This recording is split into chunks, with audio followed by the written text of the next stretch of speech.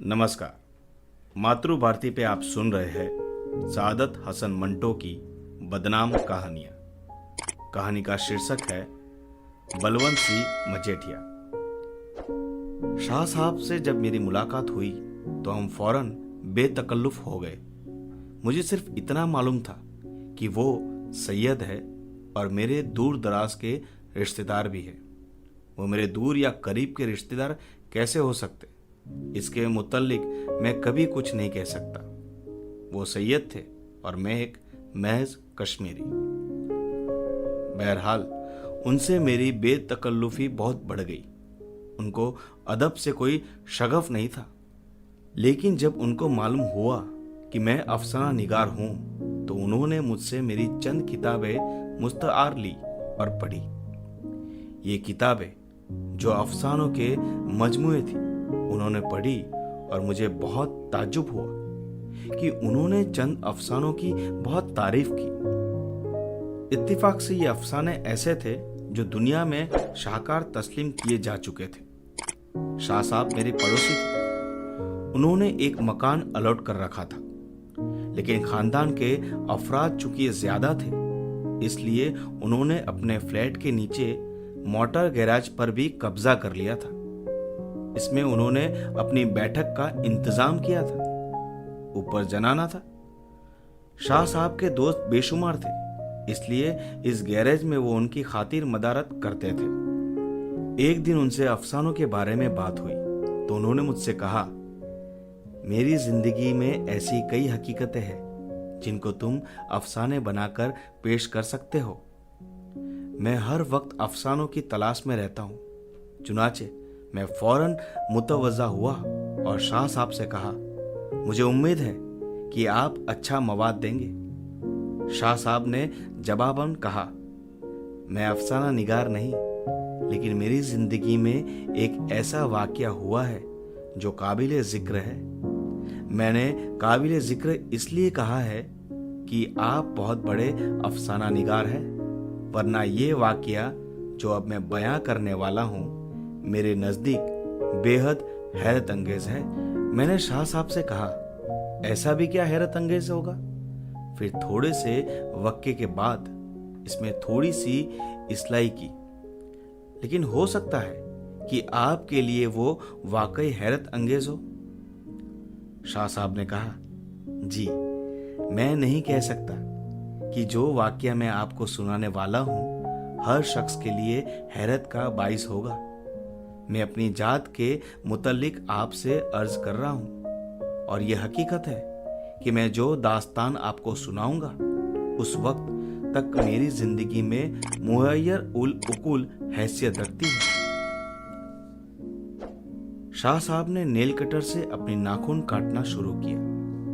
मैं उनकी दास्तान सुनने के लिए बेताब था, मगर शायद वो आगाज के मुतल्लिक सोच रहे थे कि अपनी दास्तान को कहां से शुरू करें। मेरा ख्याल दुरुस्त था कि जो कुछ उन पर बीता था उसको कई बरस हो चुके थे। वो तमाम वाकयात की याद अपने ज़हन में ताज़ा कर रहे थे। मैंने सिगरेट सुलगाया। उन्होंने अपनी 10 उंगलियों के नाखून काटकर नेल कटर तिपाई पर रख दिया और मुझसे मुखातब हुए। मैं उन दिनों काबुल में था।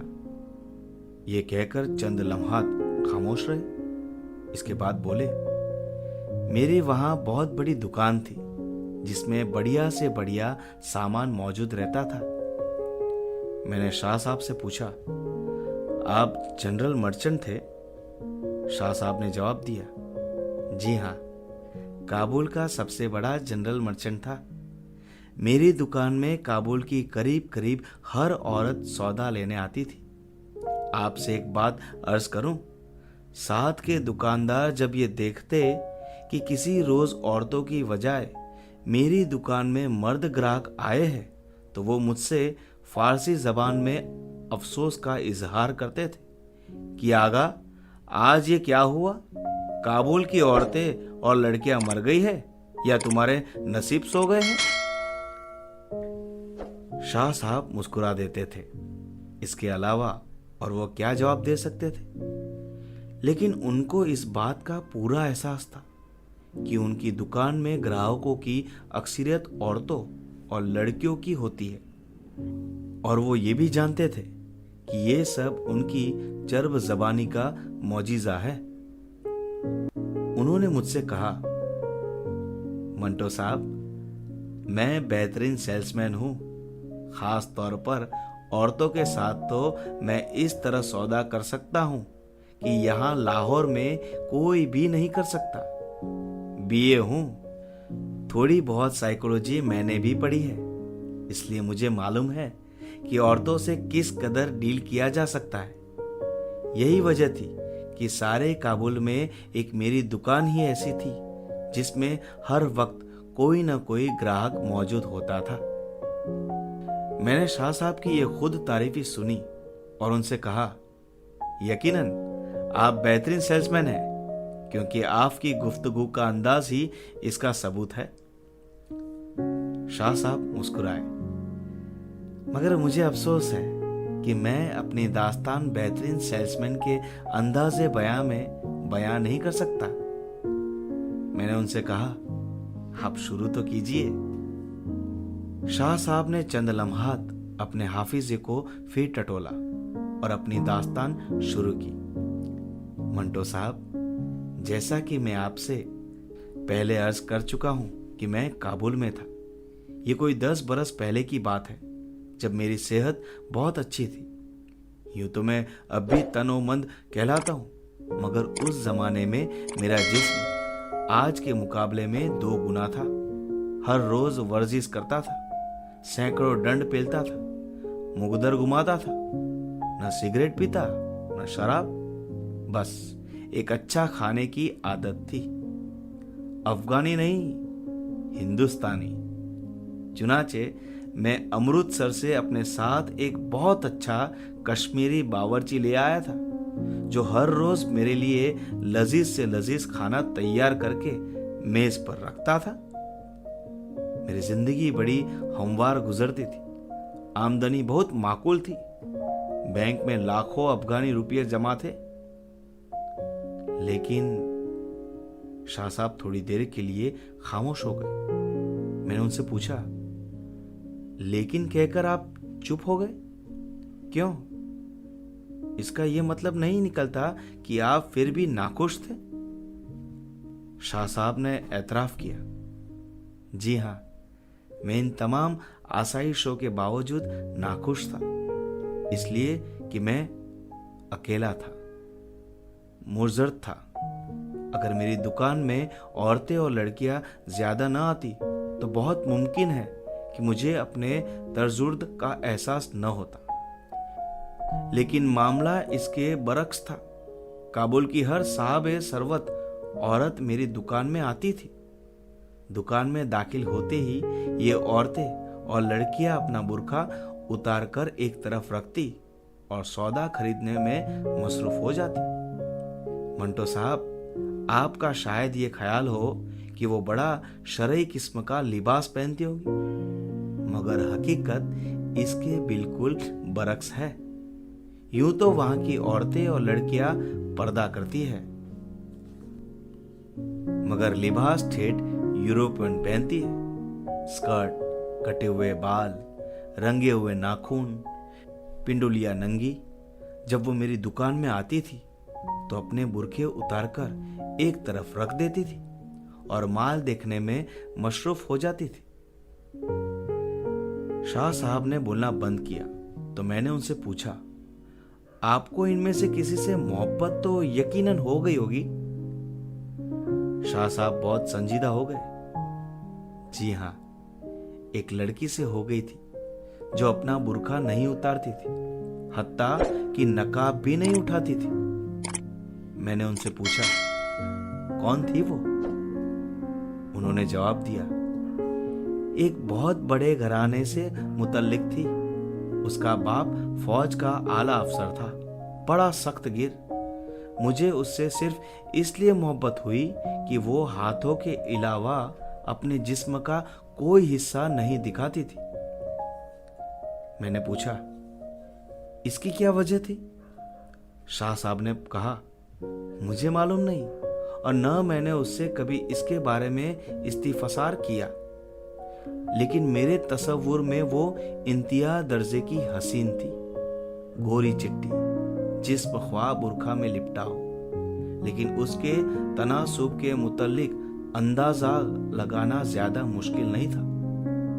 मैंने चोर आंखों से देख लिया था कि वो जवानी का आदर्श मुजस्समा है, लेकिन मुसीबत ये थी कि वो चंद मिनटों के लिए मेरी दुकान में आती थी, चीजें खरीदने में और उनकी कीमतों के बारे में फैसला करने में चंद मिनट बिताती थी और चली जाती थी।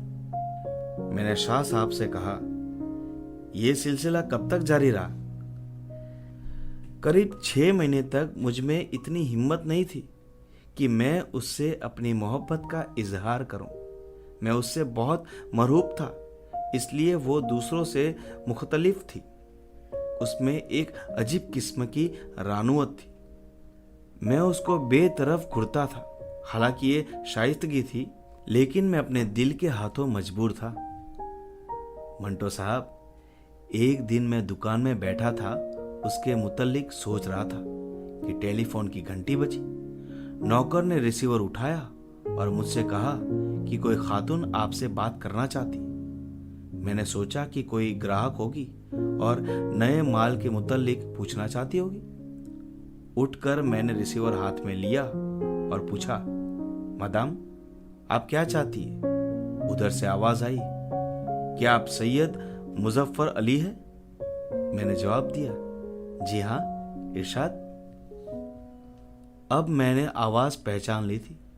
ये उसी की थी, उसी की जो मेरी दुकान में बुर्का नहीं उतारती थी। मैं घबरा गया। मंटो साहब, यह आशिक होना भी एक अजीब लानत है। ये सुनकर मैं मुस्कुरा दिया। आप ठीक फरमाते हैं शाह साहब, लेकिन अफसोस है कि मैं इस लानत में अभी तक गिरफ्तार नहीं हुआ। शाह साहब को बहुत अफसोस हुआ। हद हो गई। इंसान अपनी जवानी में कम से कम एक मर्तबा तो जरूर इश्क में गिरफ्तार होता है। खैर, आपको अभी तक इश्क नहीं हुआ तो खुदा करे बहुत जल्द हो जाए, क्योंकि ये मर्ज बहुत दिलचस्प होता है। मैंने मुस्कुराकर शाह साहब से कहा, आप अपनी दास्तान बयां कीजिए। मुझे इश्क होगा तो मैं आपसे वादा करता हूं कि आपको उसकी पूरी रुदाद सुना दूंगा। शाह साहब कुर्सी पर से उठकर पलंग पर लेट गए और आंखें बंद कर ली। मंटो साहब, मैं उस लड़की के इश्क में बुरी तरह गिरफ्तार हुआ कि वर्जिश करना भूल गया। वो मेरी दुकान पर अक्सर आती थी, मैं उसको घूरता था, लेकिन देखिए मेरा दिमाग कितना खराब हो गया है। ये इसी इश्क खाना खराब का बाइस है। मैं आपसे उसके टेलीफोन की बात कर रहा था। जब मैंने रिसीवर उठाया और उसकी आवाज पहचान ली तो उसने मुझसे कहा, देखो, जब भी तुम्हारी दुकान पर आती हूं तुम मुझे घूरते हो।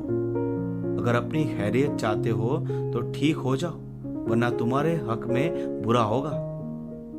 मंटो साहब, मैं जवाब सोच ही रहा था कि उसने टेलीफोन का सिलसिला मुनक्ते कर दिया। मैं देर तक गूंगे रिसीवर को कान के साथ लगाए खड़ा रहा और सोचता रहा कि इस धमकी का मतलब क्या है। मैंने शाह साहब से पूछा, क्या वो धमकी असली थी? जी हाँ। चौथे रोज वो मेरी दुकान में आई तो मैंने उसकी निकाब की तरफ फिर उन्हीं निगाहों से देखा तो उसने झुझला कर मेरे मुलाजिमों के सामने मुझसे कहा, तुम्हें शर्म नहीं आती कि तुम मुझे इस तरह देखते हो? मैं सुन हो गया, लेकिन इसने चंद चीजें खरीदी, दाम दिए और अपनी मोटर में बैठकर चली गई। मैं शाह साहब की दास्तान में काफी दिलचस्पी ले रहा था। अजीब लड़की थी, आपसे उसे नफरत भी थी, मगर इसके बावजूद आपकी दुकान में आती थी। शाह साहब ने आंखें खोली। मंटो साहब, यही वजह थी कि मेरे दिल में यह ख्याल पैदा हुआ कि उसकी नफरत और हकारत मसनूई है। दरअसल वो मेरी मोहब्बत से मुतासिर हो चुकी है और महज बनावट के तौर पर गुस्से का इजहार करती है। लेकिन जब एक रोज उसने मुझे बहुत जोर से लौन तान की तो मैं सर्द हो गया। पर उसकी मोहब्बत थी जो मेरे दिल से जाती ही नहीं थी। मैंने बहुत कोशिश की कि उसको भूल जाऊं। मैंने खुद को समझाया कि तुम अजीब बेवकूफ हो। एक लड़की जिसकी तुमने शक्ल नहीं देखी, जो तुमसे नफरत करती है, तुम उससे इश्क फरमा रहे हो। बाज आओ, तुम्हारा कारोबार माशाअल्लाह बहुत अच्छा है। सारे अफगानिस्तान में तुम्हारी साख है। ये क्या जख मार रहे हो? लेकिन मंटो साहब, इश्क बहुत बुरी बला है। मैं इससे अपना पीछा न छुड़ा सका। मैंने उनसे कहा, आप ख्वामखा दास्तान तवील बनाते जा रहे, अंजाम पर पहुंचिए। शाह साहब पलंग पर से उठे और कुर्सी पर बैठ गए। हजरत, ऐसी दास्तानें अक्सर तवील हुआ करती है। इश्क एक मर्ज है और जब तक तूल ना पकड़े मर्ज नहीं होता। महज एक मजाक होता है, मजाक। खैर, अब जबकि आप चाहते हैं कि मैं अपनी दास्तान तवील न बनाऊं, तो मुख्तसर तौर पर अर्ज करता हूं कि मेरा इश्क जब बहुत शिद्दत इख्तियार कर गया तो एक रोज मैं बेइख्तियार रोने लगा। मेरे शहर अमृतसर का एक बाशिंदा सरदार बलवंत सिंह था, जो मजीद के एक अच्छे खानदान का फर्द था। वो काबुल में एक इंजीनियरिंग फर्म में मुलाजिम था। खाने पीने वाला आदमी था, इसलिए वो हर रोज महीने मुझसे 50-60 रुपये कर्ज ले जाता था। मजीद कर्ज लेने की गरज ही से वो उस वक्त मेरी दुकान में आया, जबकि मेरी आंखें नमनाक थी। वो मेरे पास कुर्सी पर बैठ गया। उसने मालूम नहीं मुझसे क्या पूछा और मैंने जाने क्या जवाब दिया। लेकिन जब उसने मुझसे ये कहा, ओए दोस्त, तुमको कोई रोग लग गया है, तो मैं चौंक पड़ा। नहीं नहीं, ऐसी बात नहीं। सरदार बलवंत सिंह मजेठिया अपनी घनी मूंछों के अंदर मुस्कुराया। तुम झूठ बोलते हो, साफ साफ बताओ, तुम्हें यहां किसी से इश्क हुआ है? मैं खामोश रहा तो वो फिर बोला, देखो, अगर कोई मुश्किल दरपेश है तो हम सब ठीक कर देंगे। जब उसने इसी किस्म की चंद और बातें की तो मैंने सारा मामला उसको बता दिया। तो मैंने पूछा, तो उसने मुश्किल आसान करने का क्या गुर बताया? शाह साहब ने कहा, उसने मुझे एक मंत्र बताया। मंत्र? जी हाँ। आप सैयद है, क्या आप मंत्र जंत्र करके ईमान ला सकते हैं? शाह साहब ने कहा, लाना तो नहीं चाहिए था कि ये हमारे मजहब में जायज नहीं, लेकिन उस वक्त सरदार बलवंत सिंह का मशवरा मानना ही पड़ा, इसलिए कि इश्क बुरी बला है। उसने मुझे एक मंत्र बताया कि 7 रंगों के फूल लो, उनमें से हर एक पर ये मंत्र पढ़कर फूंको और मंगल के रोज उसी लड़की को किसी न किसी तरीके से सूंघा दो। ये मंत्र मुझे अभी तक याद है। मैंने उनसे कहा, जरा सुनाइए तो। शाह साहब एक लहजे के लिए अपने हाफिजे को टटोला और कहा, कोरो 10 मुखिया देवी, फल खिड़े फल हंसे, फल चुग्गे ना हरसी प्यारे, जो कोई ले फूलों की बोस, कभी ना छोड़े हमारा साथ, हमें छोड़ा किसी और को करे, पेट फूल भस्म हो मरे, दहाई सुलेमान पीर पैगंबर की। मैंने ये मंत्र सुना तो मुझे अपना लड़कपन याद आ गया, जब मैंने मंत्रों की एक किताब खरीदी थी और उसमें से एक मंत्र अजबर इस गरज से किया था कि मैं स्कूल के तमाम इम्तिहानों में पास होता चला जाऊं। यह मंत्र मुझे अब तक याद है। ओंग नुमा कश्मीरी उत्मादे भरयंग परासावाहा। लेकिन इसके पढ़ने का नतीजा ये निकला कि मैं 9वीं जमात में फेल हो गया। मैंने इस मंत्र का जिक्र शाह साहब से न किया और उनसे पूछा, तो आपने 7 रंग के फूल पर यह मंत्र पढ़ा? जी हाँ, मैंने 7 रंग के फूल सोमवार को इकट्ठा किए, उन पर यह मंत्र पढ़ा और मैंने उस लड़की को टेलीफोन किया कि मेरी दुकान में चेकोस्लोवाकिया से बहुत अच्छा माल आया है, मंगल को वो आके देख ले। मैंने शाह साहब से पूछा, क्या वो आई? जी हाँ, वो आई। उसने मुझे टेलीफोन पर कह दिया था कि वो आएगी शाम को 5 बजे के करीब। मैं इसका इंतजार करता रहा। वो ठीक 5:05 पर आई और उसने चेकोस्लोवाकिया के माल के मुतल्लिक इस्तिफसार किया। गरज ये है कि माल वाल का किस्सा बिल्कुल फरार था। मैंने उससे कहा कि मुलाजिमों ने अभी तक पेटियां नहीं खोली, आप कल तशरीफ लाइएगा। वो बहुत जुज़-बुज़ हुई। मैं मंत्र पड़े फूलों की तरफ देख रहा था। इत्तेफाक की बात है कि उसने भी उन फूलों की तरफ देखा और मुझसे कहा, ये फूल तुम्हारी मेज पर कहां से आए? मैंने जवाब दिया, ये मैंने आपके लिए खरीदे हैं। अगर आपको पसंद है तो, मेरा मतलब है अगर आपको इनकी खुशबू पसंद हो, आप उन्हें कबूल फरमाए। उसने वो 7 फूल उठाए और उन्हें सूंघा। मैंने उनसे पूछा, उस लड़की का रद्द अलम क्या था? शाह साहब ने जवाब दिया, उसने नाक भौं चढ़ाकर कहा, ये फूल है, इनमें न तो खुशबू है न बदबू। बहरहाल उसने वो फूल सूंघे, चंद चीजें खरीदी और चली गई। शाम को सरदार बलवंत मजेठिया मेरी दुकान पर आया। उसने मुझसे पूछा, कहो वो फूल सूंघा दिए? मैंने उससे कहा, सूंघा तो दिए, लेकिन इसका नतीजा क्या निकलेगा ये मुझे मालूम नहीं। सरदार बलवंत सिंह हंसा। उसने बड़े जोर से मेरा हाथ दबाया और कहा, अरे दोस्त, अब तुम्हारा काम समझो कि 15 आने हो गया है। मुझे बड़ी हैरत थी कि मंत्र के जरिए ऐसा काम 15 आने क्यों कर हो सकता है। मगर सैयद साहब ने कहना शुरू किया, मंटो साहब, आप यकीन मानिए कि मेरा काम 15 आने मुकम्मल हो गया। दूसरे दिन कुकू जान का टेलीफोन आया कि वो कुछ चीजें खरीदने के लिए आ रही है। मैंने उसका इस्तकबाल किया। वो कोई चीज खरीदना नहीं चाहती थी। बहुत देर तक वो मेरी दुकान में इधर उधर फिरती रही। इसके बाद वो मुझसे मुखातब हुई, तुमसे कई मर्तबा कह चुकी हूं कि मुझे बुरा ना करो। और वो जो तुमने फूल सूंघाए थे, इसका क्या मतलब था? मैंने कुकू जान से लुकनत भरे लहजे में कहा, मैं वो फूल जो थे, मैंने माल जो चेकोस्लोवाकिया से आया था खुला हुआ नहीं था, इसलिए मैंने वो फूल आपकी खिदमत में पेश कर दिया। कुक्कू जान बुरखा में सख्त मुस्तरिब थी। उसने इस्तिराब भरे लहजे में कहा, तुमने मुझे फूल क्यों सूंघाए?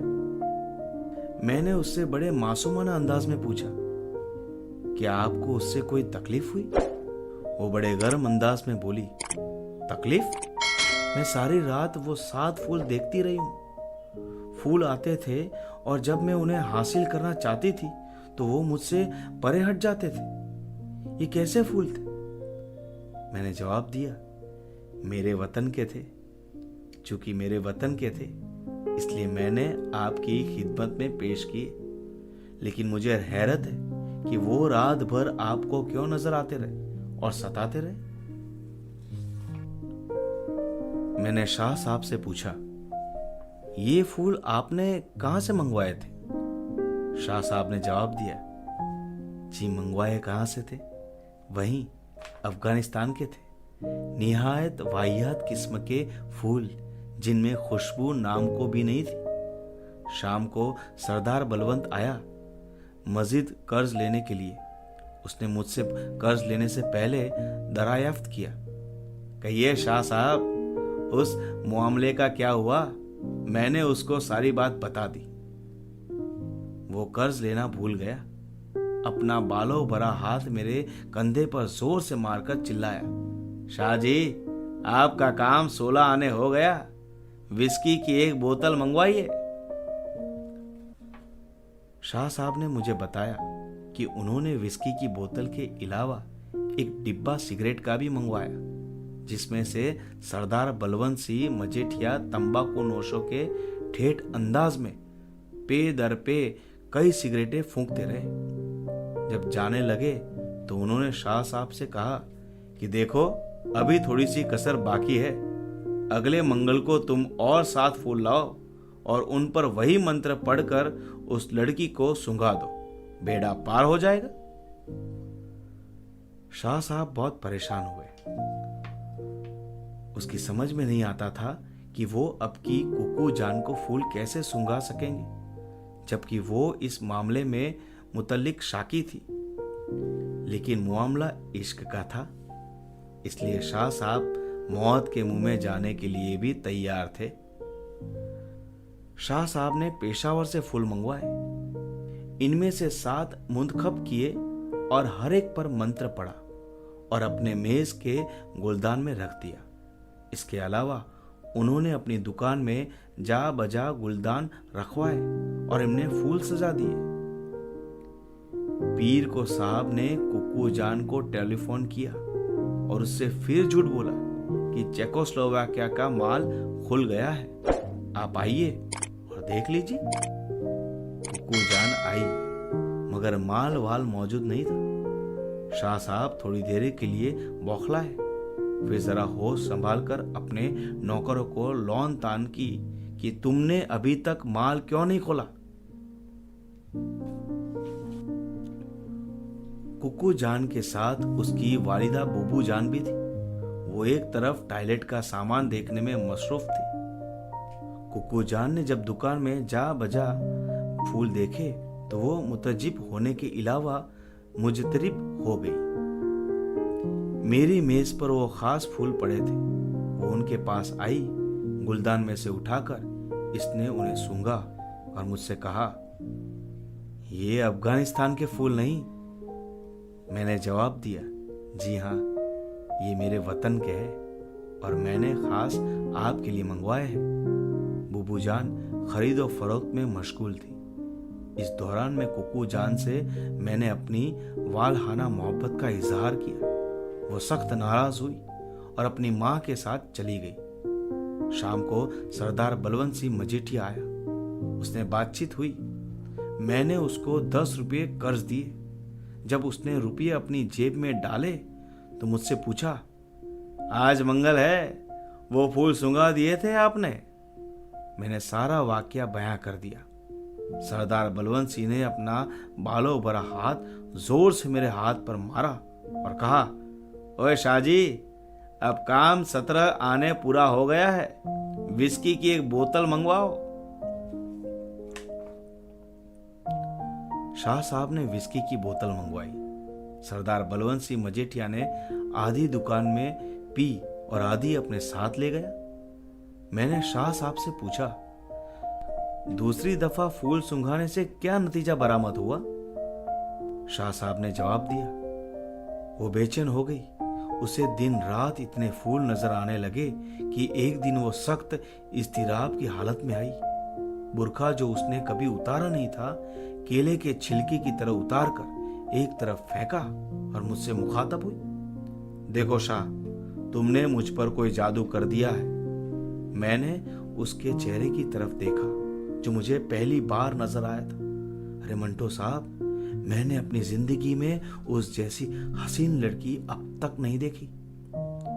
मैं उसको देखता रहा।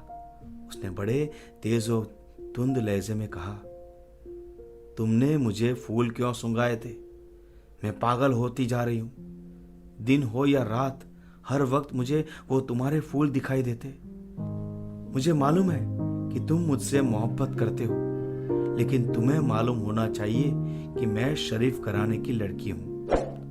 मेरे वालिदैन अनकरीब मेरी शादी कर रहे हैं। तुमने मुझ पर क्या जादू फूंका है? ये कहकर उसने मेरे मेज पर से गुलदान में से फूल निकाले और फर्श पर फेंक कर अपनी सैंडल से मसल दिए। लेकिन मुझे महसूस होता था कि वो नाराज होने के बावजूद नाराज नहीं थी और चाहती थी कि मैं उससे बात करूं, लेकिन मुझे इसका यकीन नहीं था, इसलिए खामोश रहा। वो कुछ देर गुस्से की हालत में खड़ी रही। इसके बाद उसने बुर्का पहना और चली गई। मैंने शाह साहब से पूछा, तो सरदार बलवंत सिंह मजेठिया का मंत्र काम कर गया? जी हाँ, काम कर गया। उसको फूल ही फूल नजर आते थे। मैंने कई मर्तबा सोचा कि ये सब बकवास है, मगर कुकू जान की बातों से मुझे यकीन हो गया कि मंत्र अपना असर कर रहा है। हालांकि जो मंत्र आप सुन चुके हैं, इसमें ऐसी कोई बात नहीं जिससे आदमी को ये मालूम हो कि वो असर करेगा। लेकिन वाकया यह है कि वो जब फिर मेरी दुकान में आई तो बुर्का उतारकर मुझसे बगलगिर हो गई और रोना शुरू कर दिया। मैंने उसको कई मर्तबा चूमा, उसने कोई मुजाहमत न की। थोड़ी देर बाद मेरी मेज पर गुलदान में जो फूल पड़े थे उसने निकाले और उन्हें नोचकर एक तरफ फेंक दिया। इसके बाद वो बुर्का पहनकर तेजी से बाहर निकल गई। दास्तान काफी तवालत पकड़ रही थी। मैंने शाह साहब से कहा, आप मुख्तसर फरमाइए कि अंजाम क्या हुआ? क्या वो लड़की आपको मिल गई? शाह साहब ने एक आह भरी, जी नहीं, उसकी शादी हो गई। मगर हजलाए अरूसी में दाखिल होते ही मालूम नहीं क्या हुआ कि वो गिरी और गिरते ही मर गई। इसके हाथ में 7 फूल थे, मुख्तलिफ रंगों के। मैंने देखा कि शाह साहब की पलंग के साथ तिपाई पर पीतल के फूलदान में 7 मुख्तलिफ रंगों के फूल अरसे हुए थे।